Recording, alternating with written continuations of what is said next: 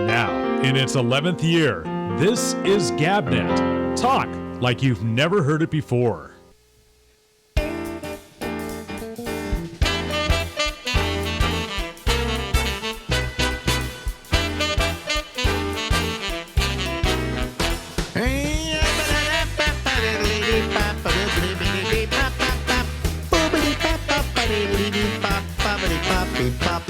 Hey, everybody, live from Harlem in New York City. It's the Ramble with me, Alex Bennett.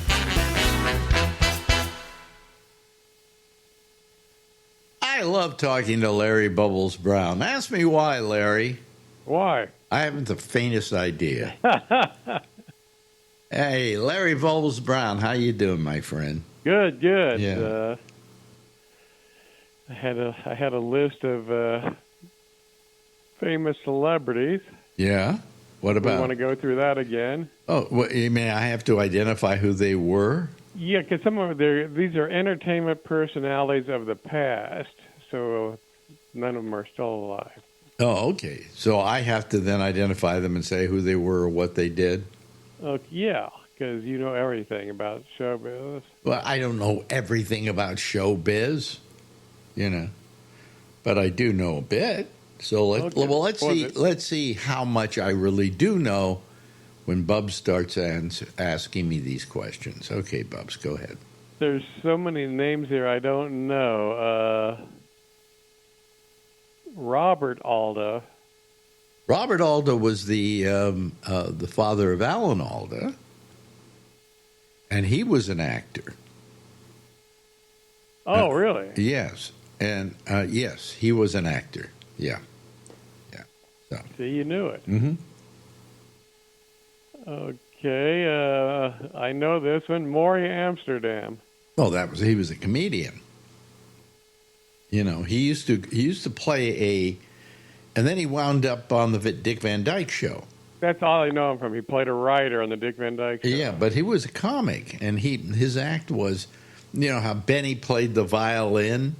Mm-hmm. Well, he played the cello. It just didn't work like a violin as a prop, And he would sit there with his cello telling stories and jokes and things like that. But not a great comic, not my kind.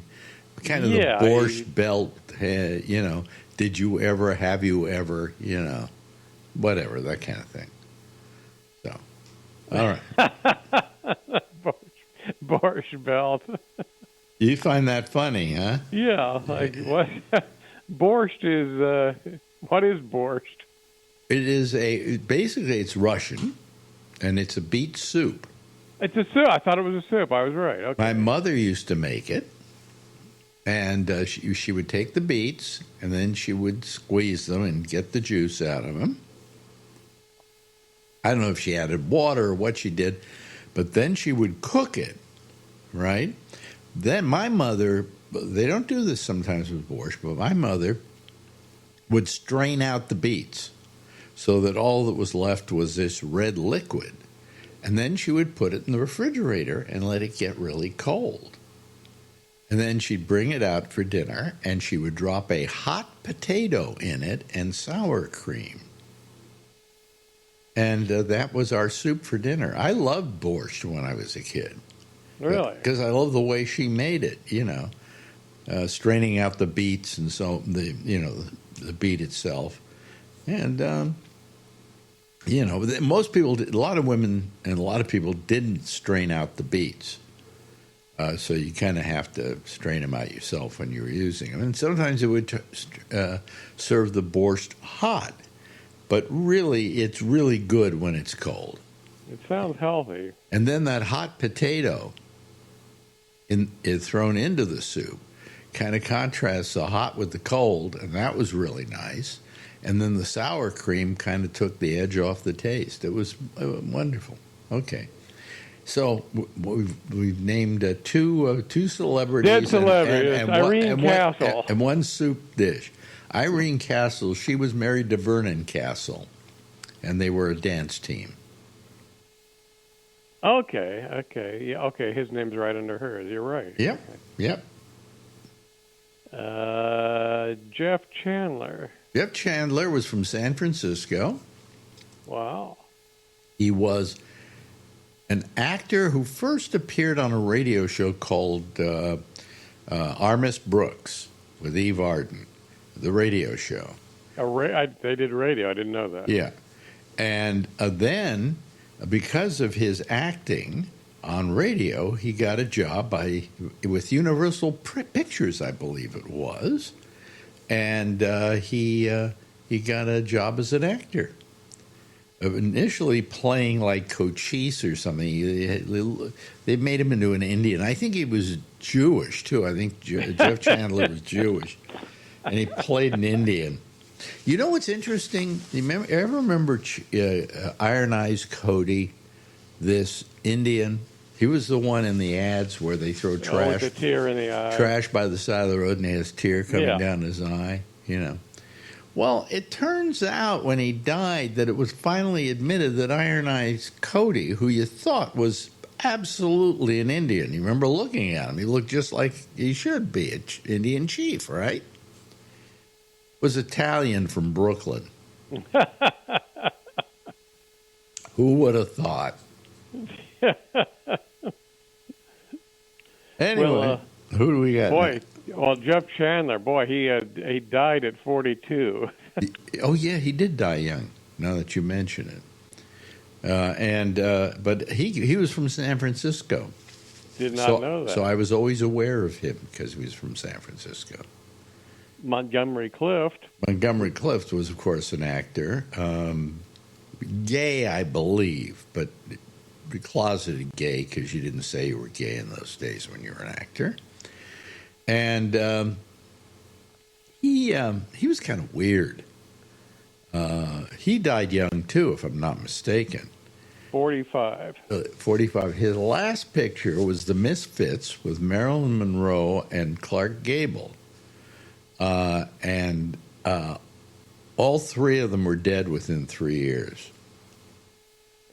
I think, that was all their last picture, wasn't it? Well, I know it wasn't Cliff's last picture. Cliff's last picture was about us being a spy, and I'm trying to remember the name of the movie now.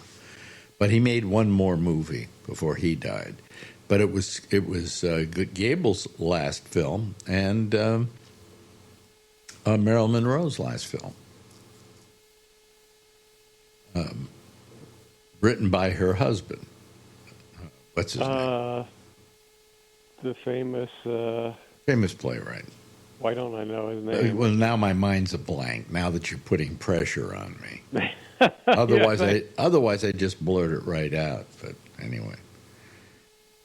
Okay, Ben Blue. Ben Blue was I can visualize him. He was a comedian. He was in movies, and he usually was kind of like a secondary performer in films, and he was the comedy relief, you know. But I can see his face, but I can't remember what he did that was special outside of the fact that he just, he was like the comic relief in films. Okay, I've heard the name, but I don't think I've ever seen him. So far, I'm batting 100. Go ahead. Beulah Bondi. Beulah Bondi. Oh, I love Beulah Bondi. Beulah Bondi was this. I don't know how old she was, but she looked old. So she appeared in a lot of films, especially when I was a kid. There were some Disney pictures. There was one Disney picture she was in that I loved called So Dear to My Heart with Burl Ives and Bobby Driscoll. God, how am I coming up with this today? Yeah. And Beulah Bondi was almost a grandmotherly sort. Well, she was born in 1892, so how old was she when okay, those so movies she were was out? old by the time she made movies, right. Okay. Because I was, in a lot of cases, you take somebody like Margaret Hamilton, who played the Wicked Witch in The Wizard of Oz. She was only 29 when she played that role. Really? Yeah. Wow. She was not a good-looking woman, okay? but she could play a certain kind of part, and sometimes she was a little more benevolent in movies than she was in The Wizard of Oz. But I mean, she was 29 when she did that picture, and she looked like she was, well, who knows how old. But anyway, go ahead. Another name. Let's see. Eventually, I'm gonna bat out on this, but go ahead. No, you won't. I know this name, Theda Bara. Theda Bara. I just saw a picture of her yesterday. Saw some video on her. She was a silent film actress who was really many times referred to as a vamp. She played Cleopatra in her biggest film, which is no longer available because it got destroyed. It didn't get destroyed because they didn't like it. It got destroyed because there was a fire somewhere, and those things were on nitrate. And nitrate used to just burn like crazy. So if you got a film in a nitrate fire, chances are it was going to be lost to the ages. In fact, something like 90% of all silent films disappeared. So anyway, go ahead. Another one. Pier Angeli. I know Pier Angeli, pronounced Angeli. But she didn't have a really big career. I remember her appearing in a lot of films in I think the 50s. And then now that you mention her name, it's the first time I've heard it since then. She died at 38. So. Wow. Are these all people who died young? Is that what these are entertaining? Well, no, some of them are quite old, but including Major Bowes. Well, Major Bowes started a thing called the Amateur Hour. And then later, when he died, it was taken over by Ted Mack. And you remember it as the Ted Mack Original Amateur Hour because it wound up on television. And it was maybe one of the worst shows in the history of television. It was. One of the worst. No, even as an amateur show, the amateurs were mediocre. I mean, what I loved was what Chuck Barris did with talent shows when he did the Gong Show. And I had come up with that same idea before he ever came up with it. Because there was a show here in New York on cable, on public access, in which a guy by the name of Richard Rothman, I can't remember names, but how come I remember these names? Richard Rothman used to bring people in to display their talent, but what he also was a talent agent. So what he would do is he would have these people come to him to be a talent agent. They would pay him to be a talent agent. When did you ever hear of that? And the reason is he said, I'll put you on TV. I'll guarantee it. And he had this show. It was an hour every week. And I used to love watching it because it was such subpar talent that some of it was absolutely hilarious. And I said, you know something? We got to start a talent show. And I was saying you're doing this on public access. We got to start a talent show in which everybody is terrible. And just horrible people who think they have talent, but they really don't. And before I could do it, here comes the Gong Show. Same format. Well, nothing funnier than bad entertainment. There really is nothing funnier than bad entertainment. But, Anyway, try me with another name. Oh, here's an odd. Eva Bartok. It could be stumped. I know the name, again, another actress who appeared in films, I think, in the 50s. Well, she was born in 26, so that would be correct. Yeah. And, she appeared in quite a few films, and then she disappeared. Like so many people do disappear. They have a career for a while, and then they don't anymore. So, big deal, But that was Eva Bartok. I know the name. I can't remember the face. Okay. How about Phineas T. Barnum? Well, that, of course, was Barnum and Bailey's Circus. It was originally Barnum's Circus. He actually had a building here in New York where you would go and pay money to see freaks and things like that. And eventually he took that on the road, and I think combined with a guy by the name of Bailey, and became the Barnum and Bailey Circus. Although I don't know, I'm trying to remember, did Barnum buy him out? Or did Bailey buy Barnum out? Could have been, because Barnum had a very big name, so his name was worth buying, you know. But anyway, Phineas T. Barnum was the guy who came up with, the smallest man in the world and the tallest man in the world. And he had an elephant called Jumbo, and it was supposedly the biggest elephant in the world. And this was what he did. His career was really as a sideshow guy, Yeah. Circus never really had much appeal to me. It's funny you should mention that. Neither did it for me either. When I was growing up, my parents would take you to the circus. And I would go, okay. Oh, yeah, those clowns are really funny. Yeah. What are they doing to that poor lion in that cage with the guy with the whip? The animals were treated horribly. And yeah, the guy with the whip. I mean, they may not have been treated horribly, but, who knows? Depended on the guy who was yielding the whip. But, I mean, if you feed a lion, he ain't going to kill you. He's just hungry. That's all. The only reason he kills. Yeah. But I always thought I never liked it that much. And the only thing I liked is they used to, at the circus, when I was a kid, you won't believe this, folks, when I say it, neither will Bubbles. They used to sell little chameleons on a leash. It had safety pin on the other end, and you could pin it to your shirt, and you'd have a chameleon on a leash on your shirt.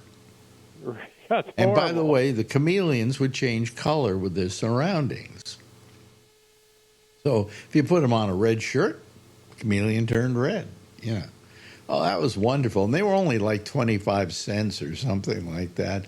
And so my parents would always buy me one. And by the time we got home, the chameleon was dead. Yeah. So that's all. That's what I remember most from the circus. But I hated circuses. I didn't really like them. Okay, so we agree on that then. Yeah. Well, you're in the B's, aren't you, on your list? Yeah, well, I can go to the A's. No, keep going to the B's.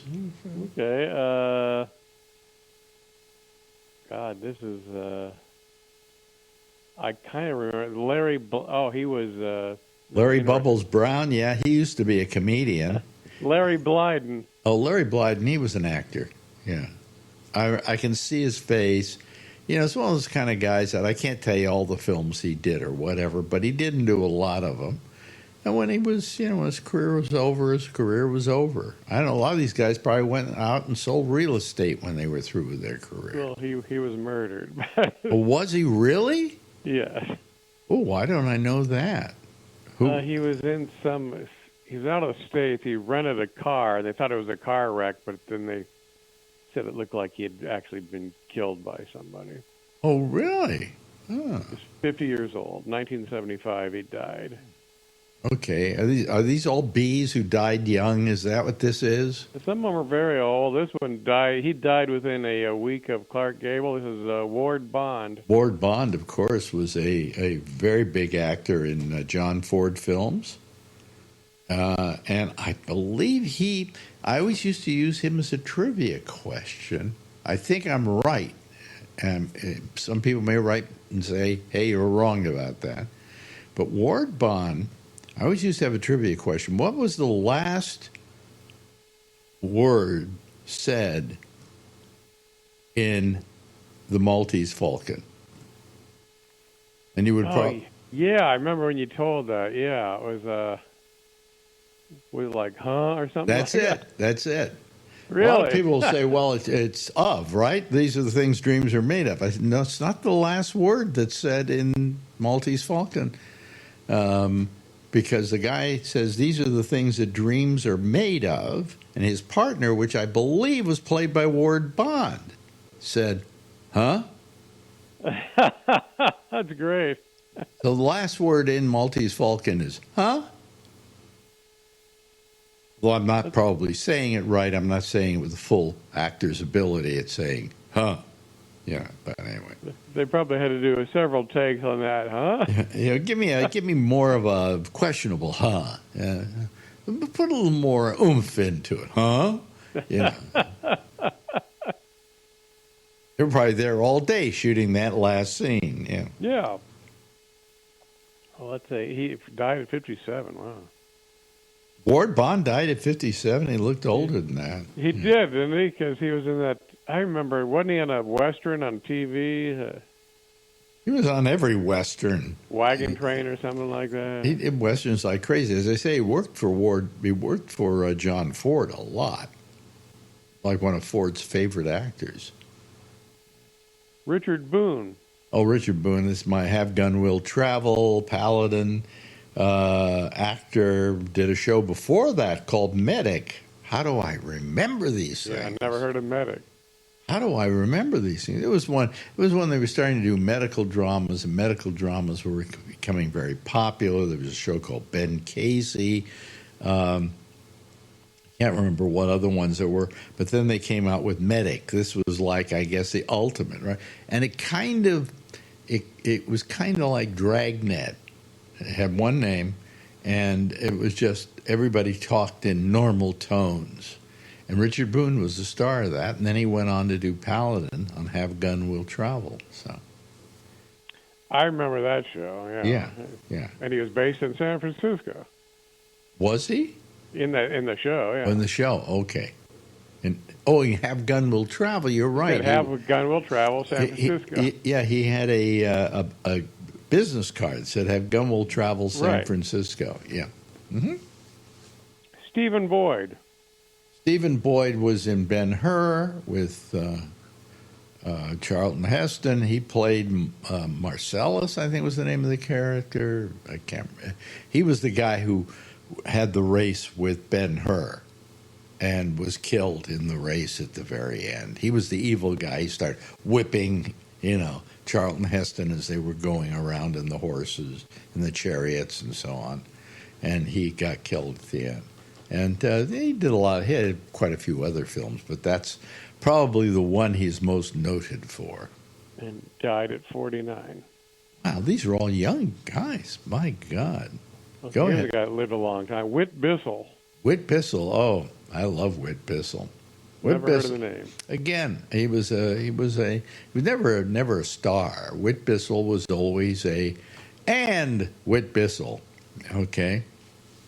And Whit Bissell, if I showed you his face, you'd probably seen him a million times. He was like a million different pictures. And I think one time a friend of mine and I decided, nobody probably anywhere has a Whit Bissell fan club.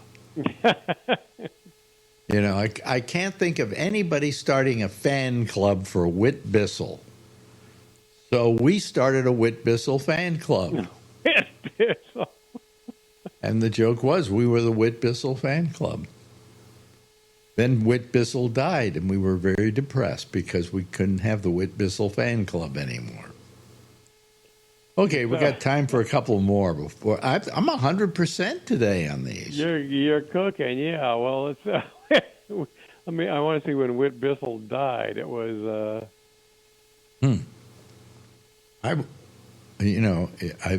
Was it young? Was he young? 1909 to 1996. Oh, that's okay. He lives into what, 80s maybe? 87, yeah. 87. How about Andy Clyde? Andy Clyde, you mentioned him, and all of a sudden he comes up in my face. Andy Clyde was one of those bearded old cowboy actors who, always played the sidekick to somebody else, I don't know if he might have been a sidekick once for Hopalong Cassidy, as an example. But he was always a sidekick. And had the beard and talked like this,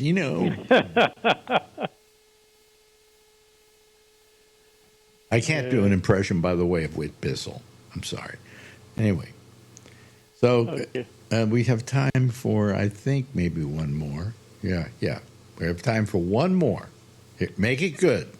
Okay. Have yet to stump me today. I got to stump you. Jack Carson. No, come on. Jack Carson was a staple in films. He was? I never heard of him. Jack Carson, he was in a lot of films. If I showed you Jack Carson, you say, oh, him. Yeah. He was in tons of films. And I can't name a single one right now, but he was in tons of films. Well, he died at 53, so. Yeah, he was a pretty well-known, character actor. It would always be like Doris Day, blah, blah, blah, and Jack Carson. Oh, here's a good one. How about Godfrey Cambridge? Oh, Godfrey Cambridge, black comedian. Yeah, Then became, I do remember him. Then became an actor. I can't remember the name of the big picture he did. But anyway, I know who he is. Well, I've done 100% today, huh? You're unstumpable. Well, it's just I'm too old is what the problem is here.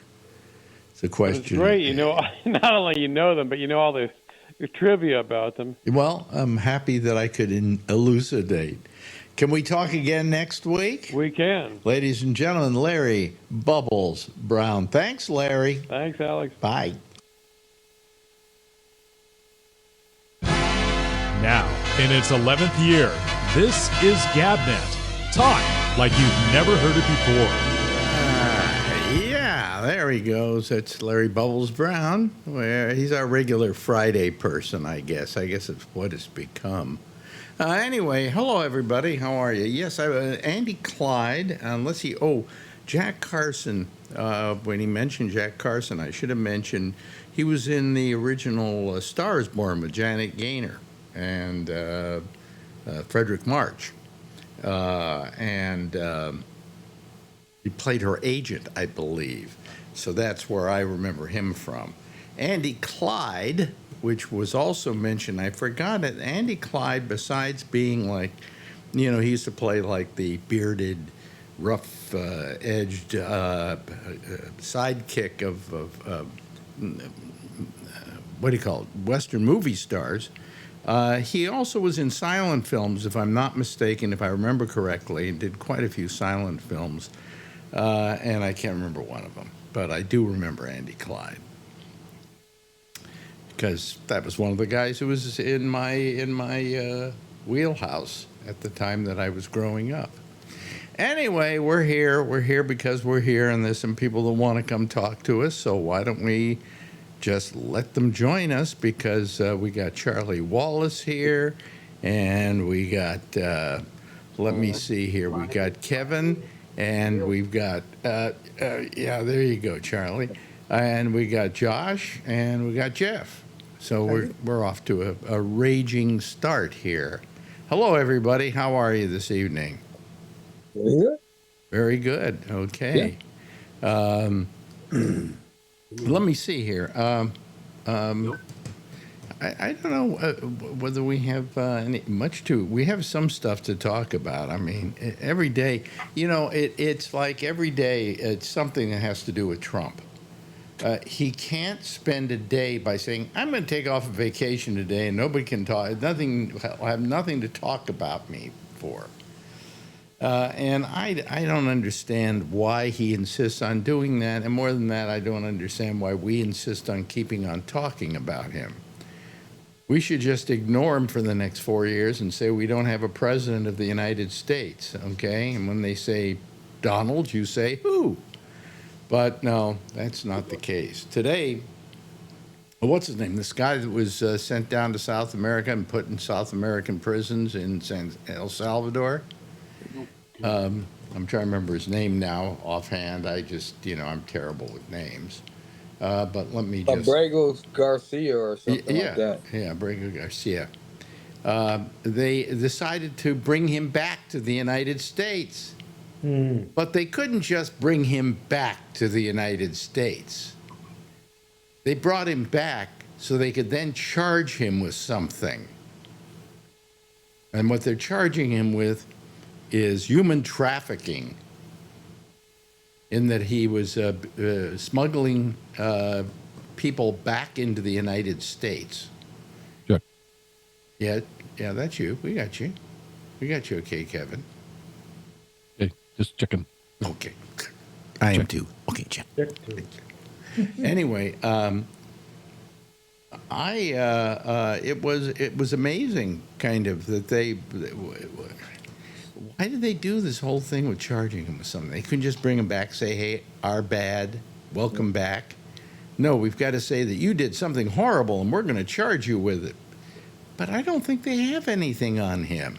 Well, they supposedly have one on transporting illegal aliens to and from work or something oddball like that. To and from work? I guess so. He was hauling some people to work or something. I'm just trying to think of what I heard in the background one day. Well, it just seemed like they couldn't just bring him back and say, "Our bad." No. You know. Nope. When was the last time you heard Trump say "my bad"? God. Except for Musk. Except for Musk. Yeah. That was his bad. That was his bad. I don't really understand it, I really don't understand it. Why you can't just bring somebody back and say, okay. But I think one of the reasons they're charging them with this is they're afraid the government's going to get sued. Yeah. Because, this guy could get a lot of money out of them. He ought to sue him anyway. He ought to sue the government anyway. I think he should countersue. Well, they're charging him with something. He should countersue them. Yeah. But, who knows? Maybe he was smuggling people into the United States. I don't know. But all I know is... Well, it wasn't the fact that he was smuggling them in. It was a matter of him transporting them to a field or something like that to do their work and then transporting them back home, which is aiding in the flight of an illegal immigrant, I guess. That's the route they're going, I think. Yeah. But do you think they'll... smuggling, that's coyotes. Do you think they'll ever convict him on that? Probably. You think so? Yeah, if they want to, they will. Does that will apply to bus drivers that drove them from work? Right. Who is this? Well, if you were paying attention, you would have understood who I this wasn't was. on. It's the guy that got the free trip down to El Salvador. Oh, okay. Yeah. With the hotel down there. Garcia. Yeah. So anyway,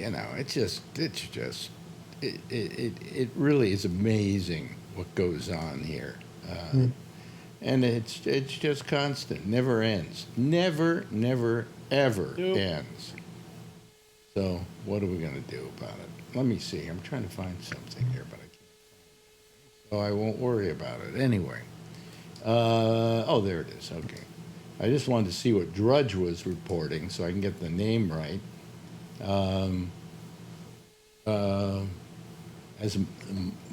Russia is offering asylum to who? Trump. Take him. Huh? Russia offers political asylum to Elon Musk over feud. The world is last round. He's offered to mediate between the two. Who? Zelensky from Ukraine. It's gonna. Oh, really? He wants to mediate between Trump and Musk. Oh, that's interesting. What's there to mediate? Why bother? Why bother? Yeah. I totally agree. Yeah. Why bother? No, they are doing a lot of that. We're going to do mediation. But Russia is saying to him that they offered him political asylum. He doesn't have to have political asylum. Isn't he an American citizen? Yeah, but Steve Bannon still says we ought to deport him. But you can't deport somebody who's a citizen. They don't care about the Constitution. No. Oh. Wow. That's amazing. Hey, it's going to get worse and worse. Ever since Trump took away his little write-off for his swastikars, yeah, he's going to get all bent out of shape, and then next it's going to be the contracts for space, and he's already getting bent out of shape about that. Well, we gave him $3 billion last year. The thing that bothers me about the whole thing is all his Doge people have been working for him, and they've got all this information, and they're still there. Oh, the latest thing from the Supreme Court They're is sucking information out of everything. the latest thing from the Supreme Court is that Doge can collect data on American citizens through Social Security. There you go. Yep. It makes that And absolutely flies in the face of everything. And Musk ain't even there. Yeah. Yeah. And all these little teenagers have got the little laptops, and they're out there sucking information. Well, out here's of the thing. The United States paid him something like $3 billion last year. Bought services and so on from him for $3 billion. Pretty much, even as he's losing money like crazy, Elon can foot the $3 billion to keep SpaceX going, couldn't he? Sure. Yeah. Yeah. So I mean, and I think the United States needs him more than he needs them. I mean, he's got all those Skylink satellites up there that the United States is using to spy on people and do a lot of other things. Another reason we shouldn't have gotten into bed with him. Yeah. Yeah. And we'll just cut that short, you know. Yeah. Well, those astronauts on the space station, the only way they have to get back is Elon Musk. Yeah. Yeah. Plus, they're gonna do all the. That's They're not planning perfect. on running all the FAA changes, They- the towers through them, Mm-hmm. and he could just shut them all off because he don't want to deal with us anymore. They do have a way to bring people home. Oh yeah, outside. they can use if the Russians want to bring them back. They have another way. What's the other way? They have a top secret transporter that can go to the space station and back. That was revealed in a leak of classified information a little over 10 years ago that no one has ever seen in operation or in flight, but has been reported to have made over 80 missions to space and back unbeknownst to the American public. I've never heard about this. Have you, Me either. Charlie? It's top secret. New York Times a decade ago, I think 2014, 2015. I never heard about that. Why didn't they get those astronauts that had to stay up for an extra 8 months? Yeah, why didn't they use it? They do not want to use it unless it It's- is absolutely 100% necessary. It is Well, what they could do no is they top could send secret, they it could should send it remain up. top They could secret. send it up there and ask us all to close our eyes while they do it. Yeah. Don't look. Don't look. Don't look up. Yeah. They had to get It rid makes of sense space. that they would have something like that so they don't strand anybody, but Yeah. they pull it out if they actually have to use it. Well, they Because for the every long time it comes out, there's going to be another something revealed about it. well, for the longest time they were using the space shuttle. Yeah. And Yeah, but that was all public and everything else. yeah, but I mean they were using the space shuttle. Then they did away with the space shuttle, and they had to rely on Russia to bring This is back a the small- astronauts and also to get them small up version. there. And then here comes Small version. Musk with his rockets, and he can do it for them, and much cheaper than asking the Russians to do it. But This is the you same know, thing, huh? but, this is the same thing, but I'm sure that it also carries the capability because of its small size and its easy launch capability, its ability to return and be reused. But I am sure that it also carries the capability to go alongside and work alongside small-sized, medium-sized, even large probably, space satellites and other equipment in space, which is pretty much what it was built for. It was built to locate and do damage to satellites and other equipment that foreign nations use in space in the event of the breakout of a war. I which is- never heard of one this. the most I, top secret I program. follow this kind of stuff, and I never heard of this. Why don't they just reactivate the space shuttles and send one up and pick up these? Because they don't work anymore. They're rusty. They're old. Yep. They've had it. Yeah, well, they do that with ships, and then they fix. No, them up. it's not that easy. You know. No, I know it's not. the top secret shuttle program is was operated or built by NASA, but is owned and operated by the Department of Defense. And Well, if they've got Bad it as it and is, it's 10 years, people- if they've got it and it's 10 years old, they're probably pretty old technology. not they're keeping it up. They have an entire, I'm telling you, they have an entirely top secret space program that no one, Yep. that we don't have any idea. That's only the little, if Well, we if know it's that so much, secret, how how come much you, how do we come not you, know? if it's so secret, how come you know about it? Because it was an article 10 years ago in the New York Times. Well, how did they get President the Obama information if it lost was his so mind secret? about the leak and wanted the person prosecuted, which Really? they should have been. That sounds familiar. Yeah. I mean, I'll look it up for you here in a minute if you want. But, Yeah, I'd love to see it because I've never I'm heard of it. saying, I took a tour a few years ago at Kennedy Space Center where they said that building over there with that big gate and all those guys with the guns, literally, our tour bus driver was a little bit of comedy, is where they keep the top secret space shuttle that we have that we actually don't have. And I'm not allowed to tell you that we have, but if you were to go read the New York Times from April 16, 2014, you would know that we have. And if we had one, which we don't, it would be in that building over there. I mean, they haven't. The DoD has a wing at Cape Canaveral now. They're pretty lousy at keeping secrets, aren't they? Well, Yeah. they now know that we have it, but no one knows its true Well, capability. They don't have the blueprints for it. Is that the that's why they don't roll it out X37B? on CNN and send it up. wait, what are you That's the- saying, Kevin? You're looking it up, Kevin? X37B Yes. Yeah, is an orbital test vehicle. yeah. And as of May 12th, secret plane returns after more than a year in orbit. Mm-hmm. When did it return? Well, this was on May 12th, 25 was when this was written. Right. So Oh, They really? just sent it up recently again. Yep. Wow. Yeah. Well, I still Because they had they Hmm? had a vehicle out here when I was working for Air Products and delivering helium over to Moffett Field. They were building a jet-like vehicle over there that we were supplying helium for because that's how they do all the testing with it. And it was one of those deals where I was able to back the truck up to the building and pull the hose into the building and look straight ahead, turn around, go back outside, and do not repeat anything. And here's an NDA for you to sign, all that bullshit. Wow. But this vehicle was supposed to be able to go up and edge space Yeah, and then fly around up there and then come back down, just like a jet. yeah. But it could go into space. Mm-hmm. And I don't know what ever happened to that particular vehicle. I can't remember the name of it. But they were This building is it in not the Moffett. SR-71 No, Blackbird. no.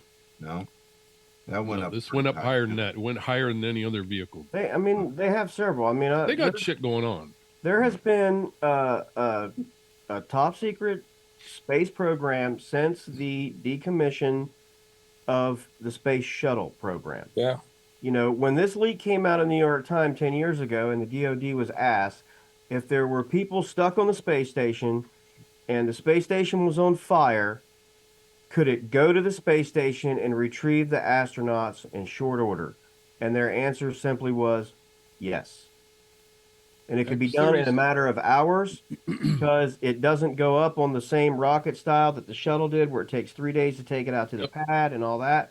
They haven't even said, as far as I remember, if they launch it from a rocket or if they launch it from a plane that's already at high altitude. What is it? It's like a space shuttle, you're saying, It's Kevin? like I said, it's like a jet.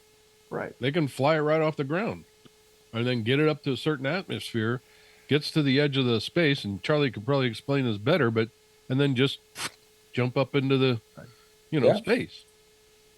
I never heard This of one this. was out for a year, and it landed let's see, U.S. Space Force's robotic space plane X-37B returned to Earth returned to Earth after spending more than 434 days in orbit on a classified mission. Wow.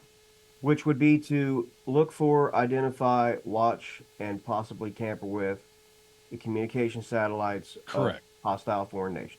Always. Yeah. Make sure everything's in place. Correct. Well, And to watch our satellites to make sure that no one else is doing the same thing. Right. I still Yep.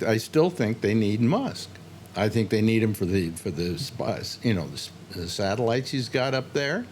Yeah. They've been using those. It's been servicing Ukraine, as a matter of fact. And In a manner of breaking it down, then, if you were confident about that, you could you couldn't argue to me that they needed Musk personally. You could argue that they needed his equipment or his Thank you. Yeah. Well, they needed his technology. They need But his company. if he were not in the equation, Yeah, well, I don't think that changes. my question is, I mean, he I think his actually one of his things he said he wasn't going to supply them with something. I can't remember what it was today. You know that if they want to play that game, he'll play. He'd be happy to play it with them. Well, those Yeah, he said he those are wasn't going to take any more astronauts up to the space station. and that's the satellite system that they're going to use to refurbish the FAA communication system that they're talking about for the next 4 years is deeply involved with SpaceX. Yeah. So if he says no, we don't get our towers updated. And I know mean, he those may things go are ahead old. with his own space program and finally get that mega rocket up there. You know, and as soon as he does that, he can go to the moon on his own, do what he wants to do. Send Trump as a trial What he monkey. ought to do is just sell the company to the United States and then get the hell out. Go sell his swastika. Well, then I think they'll screw it up, to tell you the truth. You know, I think that company needs to stay no, private. not if they leave all the people that are in charge, the engineers and everything else. They're the ones doing all the work. Yeah. Musk is just providing all the money. Well, Musk has hired the right people. Okay, and he's going after the concepts he thinks works. But you know damn well he didn't hire every one of them. He's put getting people in charge to he's hire. getting a little too enamored of the idea of going to Mars. I think we should go to the moon first before we try Mars. You know, I mean, the moon is an easy one, and that's an easy one to test the big mega rocket with. And that mega rocket is blown up several times, but eventually there'll be one that will go up and be just fine, and from then on he'll have that one working. You know. And if the United States doesn't want to be in business with him, hey, you know, he'll go to the moon and land people there and take the moon in his name. You know, so I mean, it's Another reason we shouldn't have gotten in bed with him. well, we haven't gotten into bed with him. He came up with We're in his pants. no, We're but all we over it. we aren't in bed with him in that we didn't create a situation where we were in bed with him. He had the rockets. He was making them work. We wanted into that technology, and we paid for it. You know, but I mean, he was doing it on his own. But as soon as he proved that there was a whole thing going. Correct me if I'm wrong, Charlie, where there was a race to get the first rocket to go up for a certain amount of days or something like that. Yeah. And if it came back, whoever did it, whether it was Boeing, whether it was, that douchebag over at Amazon, any of them came up with it, and they were all rushing to do it. The first one to get it would get like the $3 billion contract. Wasn't that the deal, Charlie? Yeah. Even if Something it was like Korea. Well, I mean, we're not the only ones up there. You know, Japan has its own space station, much more modern than the one we have, and they've been up for a couple of years now, and nobody talks about them. India Still, to sent me, a it's rocket still to the dangerous. moon. Yeah, India's recent rocket landed the other day and crashed. Yeah. Am I right about that? Was it an Indian rocket that crashed? I don't know. Yeah. I don't. Yeah, there was remember. one that in the last couple of days crashed down the moon, and I believe it was the Indian Oh, rocket. the on the moon. Yeah, that was the Indian rocket. Yeah. Yeah, and it was But supposed they to. got there.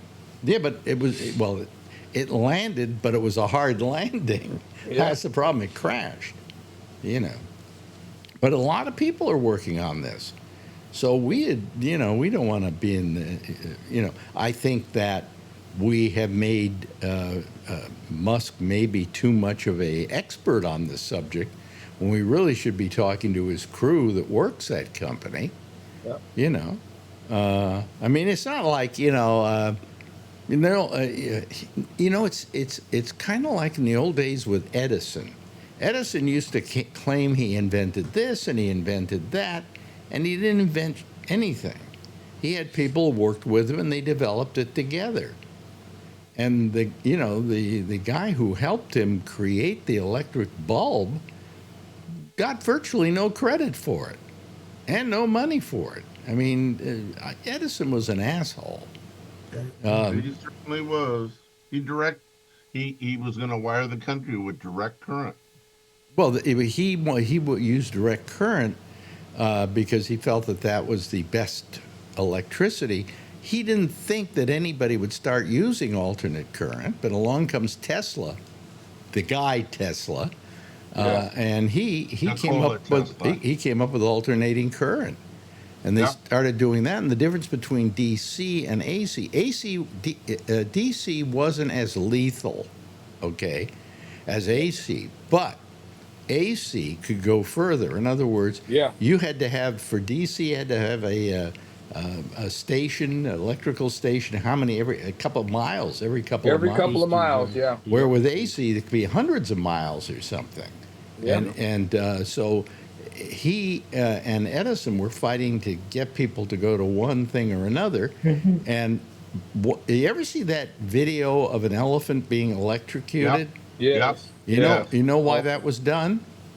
To prove that AC was dangerous. Yeah, prove that AC was dangerous. And the invention of the electric chair was invented to prove that AC was dangerous.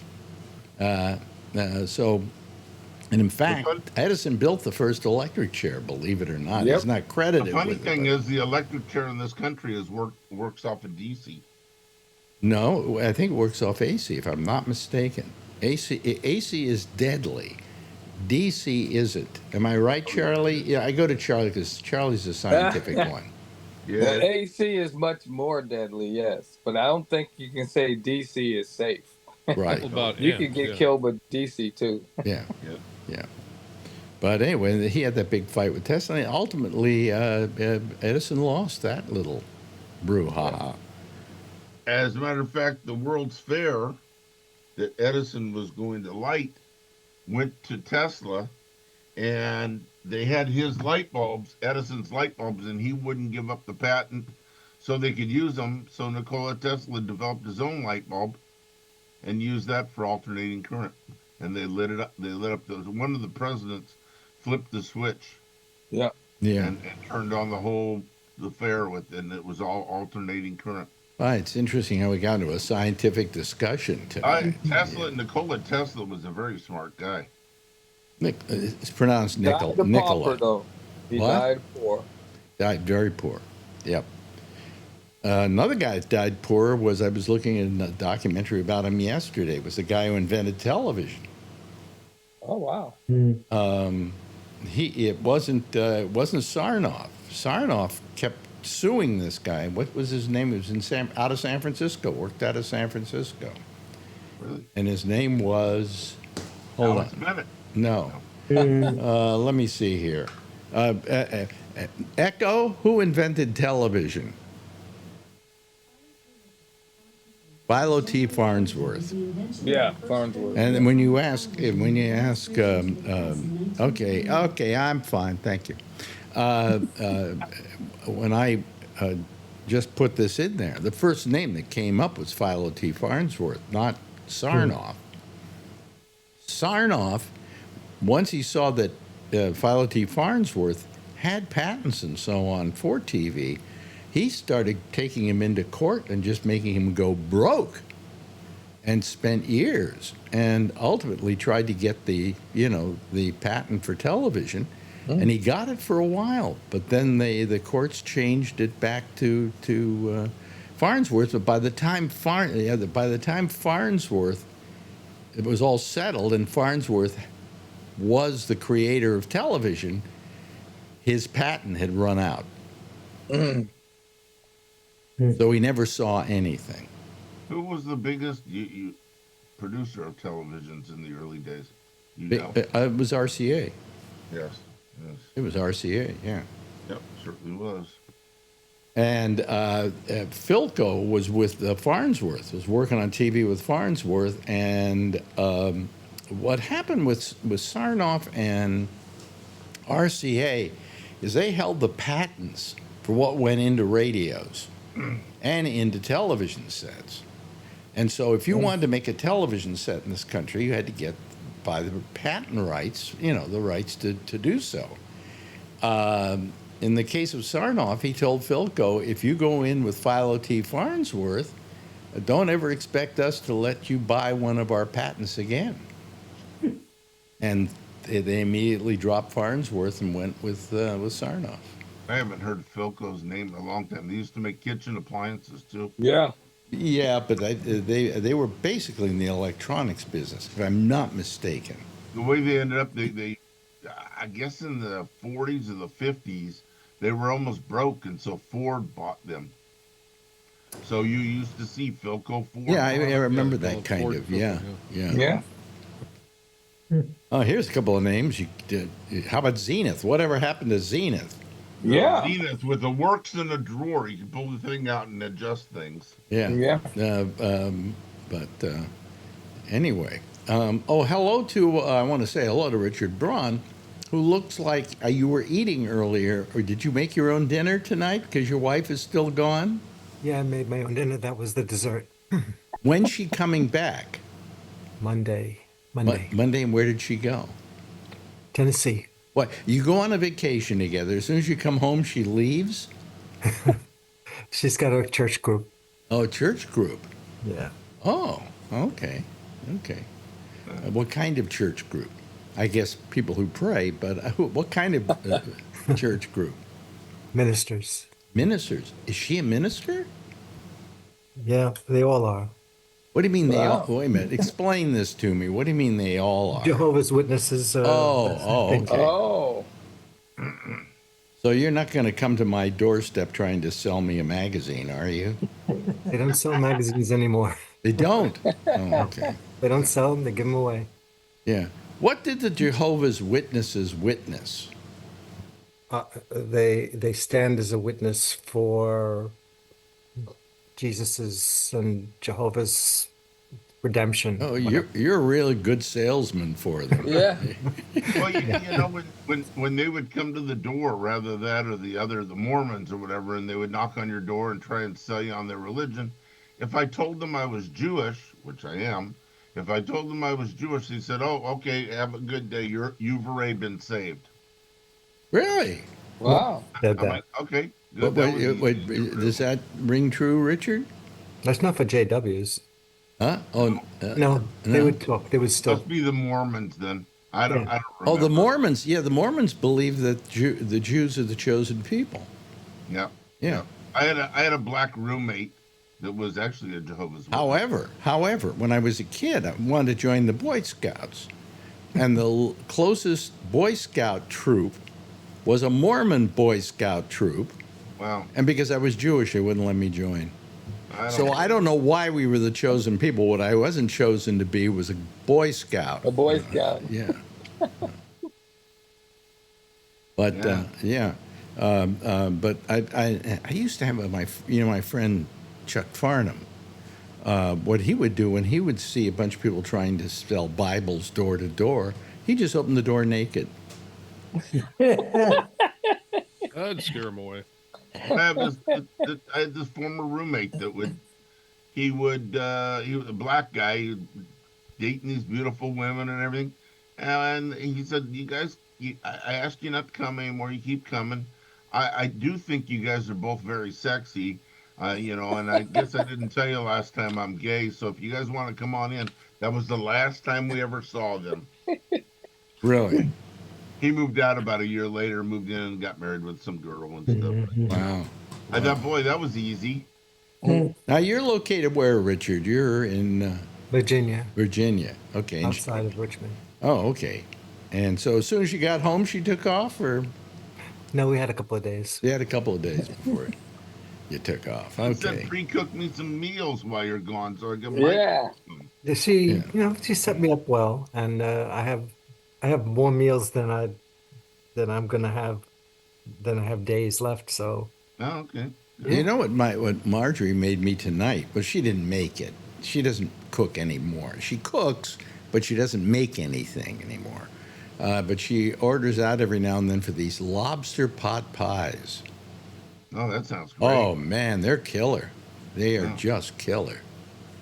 You know, Wow. wish I could remember the name of the company she gets them from. Well, do they deliver them like frozen or something? Yeah, they come frozen. Oh man, get the name. I'd love to find that.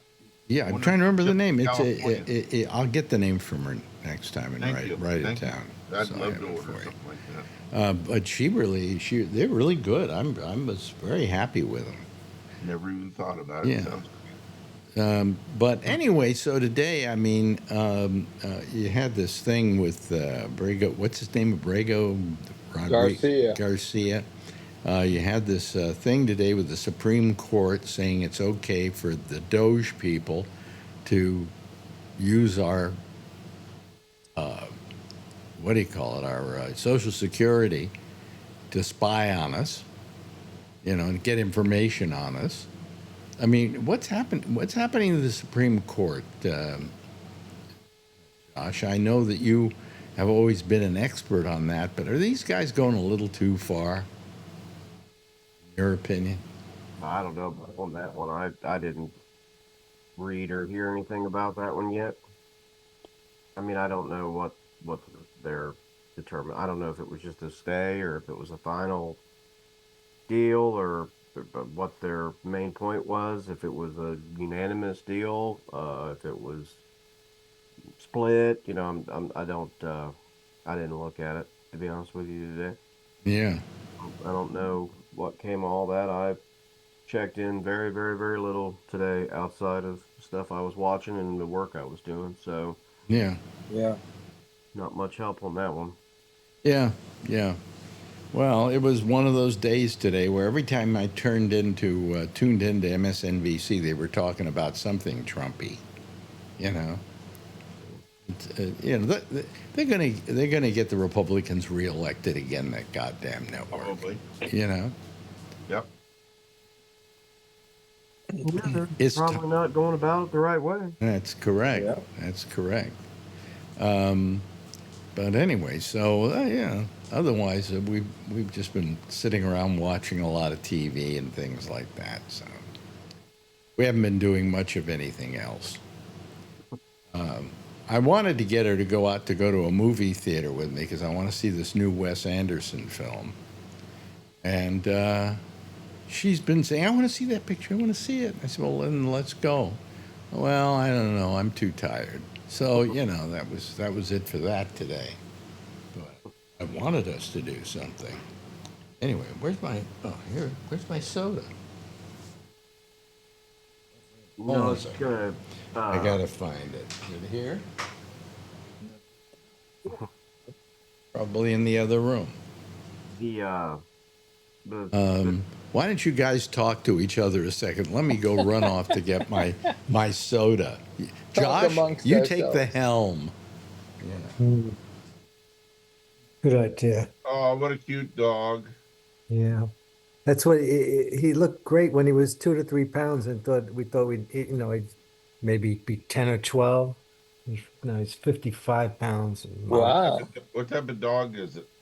He's part beagle and part boxer.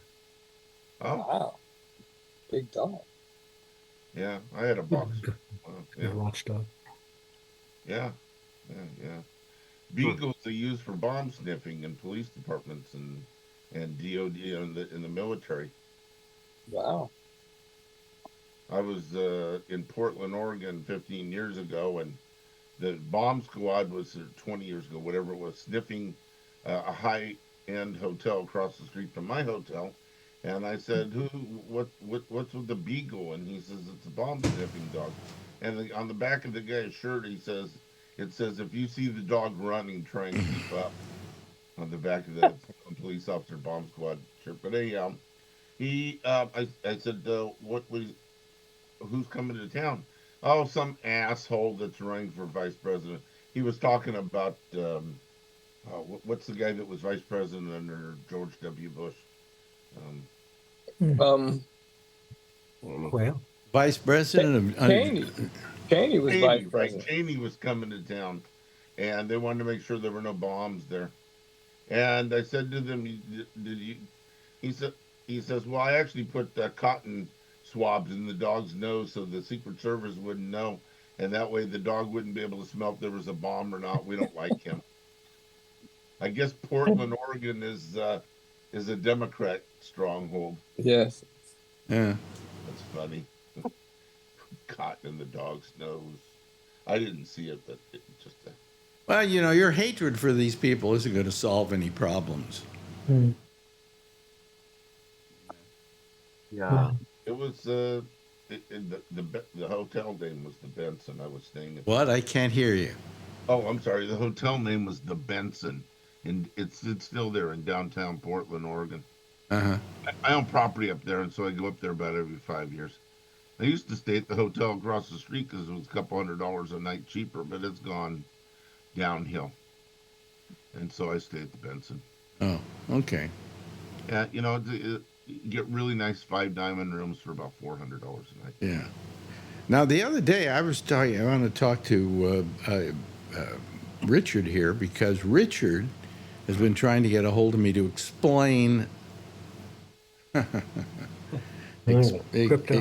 explain crypto, which I'm sorry, I don't thoroughly understand. So would you give us a primer on it? You guys were talking about it the other night, and it's based on nothing. I mean, when you think about, why we have money, it's just so we don't have to barter.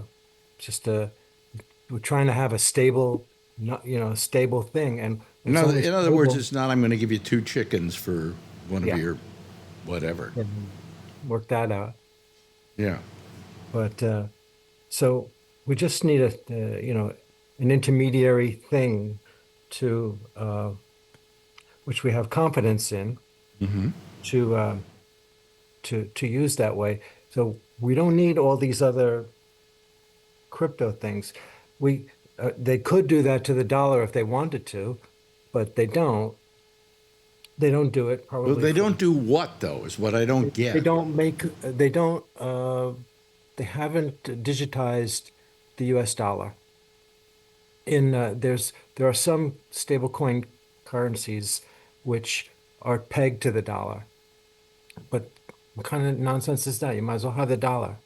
Well, we don't have it. It's not. It's not. The Fed could issue crypto type U.S. dollars if they wanted to. Well, we used to use gold and we use silver to back the dollars, but we don't do that anymore. Right. So really, what we have is kind of phony money, don't we? Yeah. Yes, we do. But the world over, they would like to denominate a lot the major portion of their international trade in dollars because they know what they're going to get. But in the case of crypto, there's no way of regulating it, tracking it down, finding out who has it, who's using it. It's actually the denomination. There are ways of regulating it, and the people that are running it don't want that, and they keep running scams until they run out of money, and sounds like a pyramid scheme. It is. It basically is, because they market to you, oh, this is going to be the next dollar, and when all the demand comes for these cryptos, well, your money is going to blow up. So they're selling it to you now as like get rich quick. Yeah, but see, here's what I don't understand. Because it's going to be a stable coin. But here's what I don't get, and nobody can explain to me, okay? So I go out and I buy some crypto, however you buy it, I don't know. I guess I can go to my local bank and buy it, can't I, these days? Maybe not. They don't want to be too much involved. Banks are not comfortable with the regulation and the lack of regulation. Lack of regulation, it's not guaranteed. That's another story. All right. But wherever I'm going to go and I want to buy some crypto, right? How do I buy that? Where do I buy that? Call Superman. You've got to get a broker in the currency. You have to have a wallet, and that's a whole airy-fairy. So you have to have a wallet. And then you put your money, which is like a bank. If I want to take a couple of $100, Well, let's say I want to take a couple $100. Okay. And I want to turn your mic off there, Bree. It's yeah. So, in other words, I just don't understand about how I get crypto, and then how. Let's say I want to go to the grocery store and I want to buy some donuts. Can't do it with crypto. I can't do it with crypto. Well, then what good is crypto for crying out loud? I want my fucking donuts. Be lucky if it's worth donuts. Yeah. Yeah. Do you have any crypto, Bree? You do You have. look like the type that would have it. Yeah, you look like the guy would have it. Yeah. Can you explain it? How did you buy it? Where's your crypto? Where's it hanging out? Is it in a bank somewhere? Oh, you're going to show me on your iPhone. On the computer, yeah. Oh, there we go. It's Robinhood. Okay. Yeah, okay. Now what? Oh, and there's all your crypto? Uh-huh. Are those all the cryptos you own? He can. Okay, now let's say you want to cash that. How do you cash it? Official Trump. They just. That lost a lot of money, didn't it? They sell it on the crypto market. Oh, wow. And they give him his dollars back, or they give him Melania dollars. Oh, Yeah, I can just trade a number of them, and I can buy and sell them any day. Right now, I'm up $459 on Bitcoin. Mm-hmm. Okay. Well, I don't understand any of it. It's still not making any sense to me at all. Like an Apple Wallet on your iPhone. And it's almost as though the one guy here who does have crypto can't explain it. Yeah. You know. So how much personally, and you can turn your mic on to give me the answer, personally, how much money do you have in crypto? Like maybe $1,000. Only $1,000. Yeah. So that's not even one crypt, is it? I mean, No. Maybe two grand. One or two. No, just to for fun. so you don't have a lot of faith in it, is what you're saying. No, but I want to be there in case it goes up 100,000 times or whatever. You know. Yeah, but Because that's it used to. you don't think that's going to happen, do you? Some of them might. You don't know. XRP and Avalanche now, I think, are the two that they're saying could break out. Oh boy. And then you got that other crook, Donald Trump, selling crypto. Did you buy it? Did you buy him? Yeah. You did buy him. Why? I did. Why? Again, it's a novelty thing, and I think I have $10. Not even. Why don't you just send me all your money and let me flush it down the toilet? Okay. Yes. But the other thing, And I guarantee you, if you get a return, I'll let you know. Yeah. Well, I recommend if you're going in and out of the U.S., you should have Trump coin. You can show that to the immigration; they'll let you through. Oh boy. Yeah. I really don't. How many here truly understand crypto? Anybody here beside Mr. Crypto in Malaysia? There's one guy. I don't know if you read about this, but he lost his hard drive, and he's been looking for it for 12 years. He claims it has $724 million in Bitcoin on it. So my question is, well, what happens? He can't find his hard drive, so that means 724 million is just lost. It's just gone. Gone. Yep. I mean, it's on his hard drive, but he can't find his hard drive, so therefore he's lost what, $714 million? Yeah. Yeah, he doesn't have the key to get in. Oh my God. And then you get kidnapped by guys who hold you for ransom and try to get your password. Yeah. Yeah. And this is from a security of an $89 hard drive. Yeah. Yeah. Well, I wouldn't keep all my stuff on a hard drive. I might keep it on something completely digital. Well, you do. Your money that's in the bank is on a hard drive or in the cloud, whatever you want to call Yeah. it. Well, my money is in the bank. That's where it is. And Right, but they don't have, like, if you have $100,000, they don't have a stack of $100 bills there and it says Alex Bennett on it. It's No, all. I believe that guy had a thumb drive that he lost it. It was Oh, on Yeah. a thumb drive. Yeah. And he deserves it to lose something small like that. Right. Well, couldn't you make a copy of that thumb drive and have it work also, so that you have a Yeah, but save you on only it? got one, then you lost it. You can't make a copy. Oh, you can't make a copy. Where do you lose it at, No. Kevin? You and I can go look for it. You can make copies of it, yeah, but if you didn't make a copy and you only got one, then it's a goner. Well, that was a mistake, wasn't it? Pretty much. Well, this is all insane. I don't, maybe am I an old fart? Is that what it is, Bree? Just nod your head. Yeah. Yeah. I mean, I usually would go for something scientific, and digital, but this doesn't make any sense. I mean, say I want to buy, I don't know, I want to buy $100 worth of pot. Now, how do I buy that using Bitcoin? Correct. Do I somehow shift $100 of Bitcoin over to somebody else's wallet if they have Bitcoin? That's how it works. Might not. Right, honestly, who Huh? cares? Who cares? Yeah. What is that? Those are all the zeros after the money that he owns in Bitcoin. Yeah, but I don't know. How much money is that in Bitcoin? How much money is that in my money? Crypto. Oh, boy. Your position, is it bent get- over. Huh? Oh, your Yeah, position. really. Yeah, Bent over. bend over. Yeah. Oh. So I have 1,000 in Bitcoin, and then I have 1,000 in various other monies.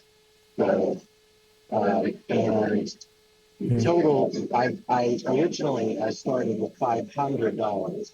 Now I have 1,000, so I made about $500. Really? Yes. And can it be that- traced if you sell it and then they I tax can you? send. You said, how can I send it? Yeah. Right there, Alex. All right. Okay, that's send. But now, if you want to send me what? How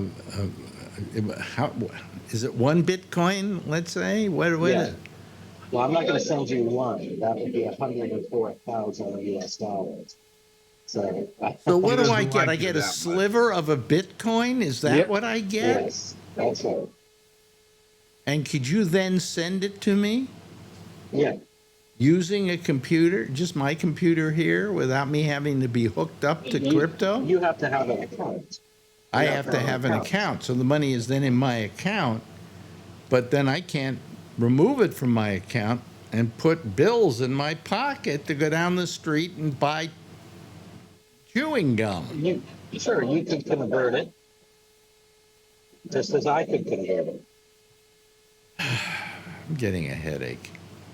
Why don't you get a book on Bitcoin, Alex? You know something? I wouldn't understand that either. If Richard can't explain it and Bree's having a hard time explaining it, then how is a book going to tell it to me? It's in English. You know, I mean, Waste your time. I mean, I don't really understand it either. Oh, that looks so good. I had a big platter of sushi. Okay, now wait a minute. We'll hold the camera back on the whole plate. Oh, the whole tray. Okay, let's look. What do we have there? We have some soup. We have some soup. That's a soup. Tempura. Tempura, right? And then we have sushi. Is that sushi? Yeah. Lettuce. Watermelon. Yeah. And then you have a couple of slivers of watermelon. $5, right? Okay. I'm saying $4.50. How close am I, Bree? 20 well, ringgit. I'm gonna look it up. What? I have to look up the conversion, but it's always around $5. But if you want the exact, then I gotta look it up. Boy, it's pretty cheap to eat there, isn't it? Yeah. Kidding. And it looks like it's a. 23 today. It looks like a nice restaurant. Doesn't look like a, you know. Yeah, it looks very nice. It looks fairly, you know. If I went to a place like that here in Manhattan that looked like that, I would wind up walking out having spent $20 for lunch. So that's how it changes. Well, anyway, so anybody else want to bring up anything in the news that you saw that, you know? Well, that's we got 3 minutes left. That's $6. What? $6. $6? Yeah. Oh, okay. Well, then you were closer than I was, Alan. But anyway, you know. It looked like the same dish the other day that he ate. Yeah. That we talked about. I guessed 7 and you guessed 5, and 5 was correct. So that's why I said 5. Yeah. But I anyway. guess the exchange rates are different. I might not have put in the exact rate. I gotta look it up. Yeah. It's still a lot cheaper. I got probably a little more sushi than you got, fish-wise. And I paid $40 for lunch today. There you go. Oh, man. Every place is expensive now, you know. Yep. I mean, you're not having, I don't think, Bree, you're not having to deal with the tariffs and everything there, are you, really? No. I mean, if you wanted to get something from the United States, I don't know what Malaysia is now charging as a tariff, but if the United States is charging them heavy, they charge heavy as well. But you're in Malaysia, and everybody's copacetic with everybody else, you know? Yep. It's good, you know. But it's getting terrible here. I mean, it's just getting just unbelievably expensive. I mean, we go down up the street, as I say, a place we used to go to, and we come out of there for, you know, $17 for a hamburger. Now it's getting up there. It's getting up there. And that's at McDonald's. Yeah. McDonald's is now what, $7 or something for a what do they call it? My roommate eats in one. He goes there and gets the largest Coke, the largest fry, and a quarter pound with cheese, and it's $13. Yeah. Jeez almighty. If you get a cheeseburger, fries, and iced lemon tea, it would cost you at McDonald's. It would cost you $2.40. I need to move to Malaysia. Wow. $2.40. You get a cheeseburger, fries, and a drink. Well, the only trouble in moving to Malaysia is you have to live near Bree, so that's a problem.